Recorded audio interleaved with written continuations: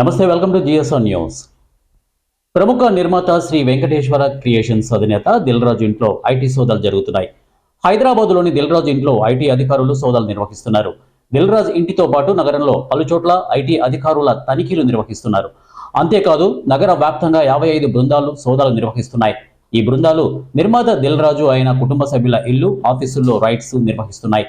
ఇటీవల దిల్ రాజు 2 సినిమాలను నిర్మించారు. అందులో ఒకటి గ్లోబల్ స్టార్ రామ్ చరణ్ హీరోగా గేమ్ చేంజర్, మరొకటి వెంకటేష్ హీరోగా సంక్రాంతికి వస్తున్నాం సినిమాలు.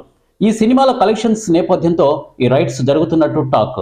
హైదరాబాదులో 8 చోట్ల ఇన్కమ్ ట్యాక్స్ అధికారులు సోదాలు నిర్వహిస్తున్నారు. టాలీవుడ్ నిర్మాత, Telangana film federation development corporation chairman Dil Raju ఇల్లు, ఆఫీసుల్లో సోదాలు చేపట్టారు.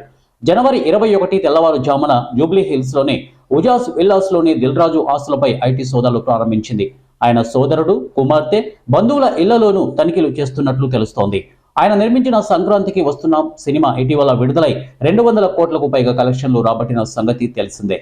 వి వెంకటరమణ అలియాస్ దిల్ రాజు 2 తెలుగు మాట్లాడే రాష్ట్రాలలో బహుళ వ్యాపారాలను కలిగి ఉన్న ప్రముఖ నిర్మాత. కీలకమైన వ్యాపారం సినిమా నిర్మాణం, పంపిణీ. అతను రియల్ ఎస్టేట్లకు కూడా ప్రవేశించాడు. దిల్ రాజు ఇటీవల Telangana film federation development corporation chairman గా నియమితులయ్యారు.